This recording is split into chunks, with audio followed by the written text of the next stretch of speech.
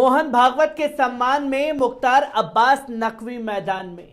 जी हां, जब राष्ट्रीय स्वयंसेवक संघ के द्वारा मुसलमानों के बारे में कोई बात कही गई है या मुसलमानों को नसीहत जो कि मोहन भागवत देते हुए नजर आए, जो कि एक तौर पर धमकी भरा लहजा था कि मुसलमानों को अपने आप को ऊपर मानने की जरूरत नहीं है, एक नंबर मानने की जरूरत नहीं है, मुसलमान अपने आप को 2 नंबर के माने, ये कहते हुए मोहन भागवत नजर आए।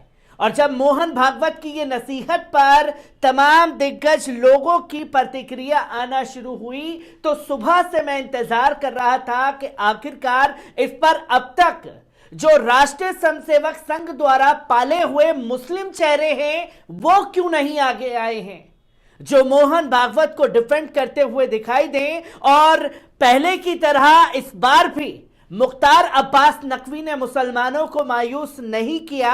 मुख्तार अब्बास नकवी जो कि अपने मंत्री पद पर रहते हुए कभी नहीं बोले, और बोले तो सिर्फ और सिर्फ राष्ट्रीय स्वयंसेवक संघ के फेवर में बोले। और इस बार भी यही कदम मुख्तार अब्बास नकवी द्वारा अपनाया गया है, जिसकी तस्वीरें लोगों के सामने आ गई हैं। पर मुख्तार अब्बास नकवी को किस तरीके से कम्युनिस्ट पार्टी की वृंदा करात ने फटकार लगाई है और मोहन भागवत को भी आड़े हाथ लिया है, एक बार इस पूरी रिपोर्ट पर नजर डालते हैं। पूर्व केंद्रीय मंत्री मुख्तार अब्बास नकवी ने राष्ट्रीय स्वयंसेवक संघ प्रमुख मोहन भागवत के बयान का समर्थन करते हुए बुधवार को कहा कि हावी होने की जंग नहीं बल्कि सहभागी होने का जज्बा होना चाहिए, विकास के रास्ते पर ले जाता है। उन्होंने विपक्षी दलों पर निशाना साधते हुए ये शेर पढ़ा, जहां उनका दावा था कि मुस्लिम वोटों के ठेकेदार नहीं चाहते, मुसलमान देश के समावेशी विकास का हिस्सा रहें। बीजेपी के वरिष्ठ नेता ने कहा कि हावी होने की जंग नहीं, सहभागी होने का जज्बा विकास और विश्वास के रास्ते पर ले जाता है। उन्होंने इस बात की खुशी है कि आम मुसलमानों में हावी होने की जंग नहीं है, बल्कि साथ में कंधे से कंधा मिलाने का जज्बा है। इसी का नतीजा है कि दुनिया में रहने वाले हर 10 मुसलमानों में से 1 मुसलमान हिंदुस्तान में रह रहा है। उसके सामाजिक, आर्थिक, शैक्षणिक अधिकार पूरी तरह से सुरक्षित हैं। उन्होंने कहा कि समस्या आम मुसलमानों की नहीं है, समस्या मुस्लिम वोटों के ठेकेदारों और जागीरदारों की है।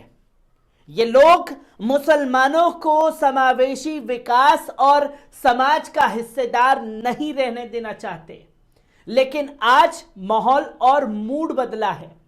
इस वजह से मुस्लिम वोटों के ठेकेदार और जागीरदारों की दुकानों में तालाबंदी हो गई है। आरएसएस प्रमुख मोहन भागवत ने ऑर्गेनाइजर और एक इंटरव्यू में कहा कि सीधी सी बात है कि हिंदुस्तान को हिंदुस्तान ही रहने दिया जाए। आज भारत में रह रहे मुसलमानों को कोई नुकसान नहीं है, इस्लाम को कोई खतरा नहीं है, लेकिन मुसलमानों को खुद को सर्वश्रेष्ठ बताने वाली गलत बयानबाजी छोड़ देनी चाहिए।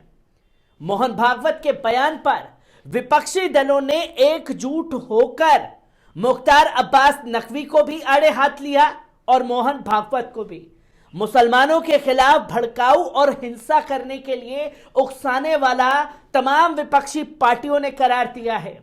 तो वहीं भारतीय कम्युनिस्ट पार्टी सीपीएम नेता वृंदा करात ने बुधवार को मोहन भागवत पर जमकर हमला बोला और साथ ही साथ मुख्तार अब्बास नकवी को भी फटकार लगाए। भागवत के बयान पर आपत्तिजनक और संविधान विरोधी करार दिया। वृंदा करात ने कहा कि देश में किसे कैसे रहना है क्या आरएसएस प्रमुख मोहन भागवत तय करेंगे।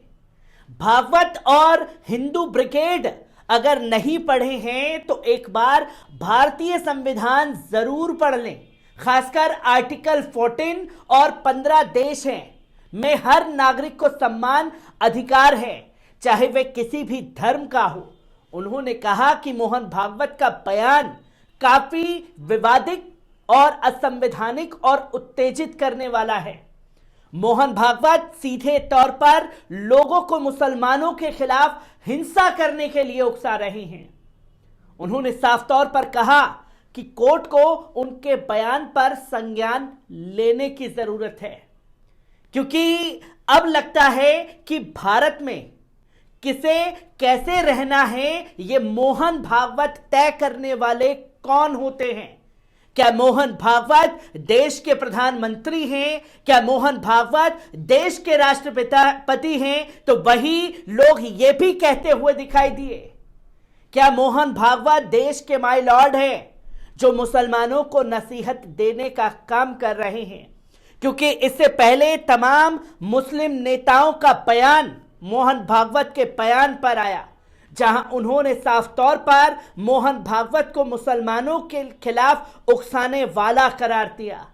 बैरिस्टर असदुद्दीन ओवैसी ने साफ तौर पर कहा कि मुसलमानों के बारे में या उन्हें नसीहत देने वाले मोहन भागवत कौन होते हैं, और बीते 7-8 सालों में देश में किस तरीके से हिंसा को अंजाम दिया गया, देश में किस तरीके से गाय के नाम पर मुसलमानों की हत्याएं की गई, कैसे हिजाब को लेकर के विवाद खड़ा किया गया, कैसे हिंसा के दौरान मुस्लिम बस्तियों पर पत्थर बरसाए गए, और देश में वो चेहरा भी लोगों ने देखा कि कैसे मस्जिदों के ऊपर चढ़ करके भगवा झंडा लहराया जा रहा था।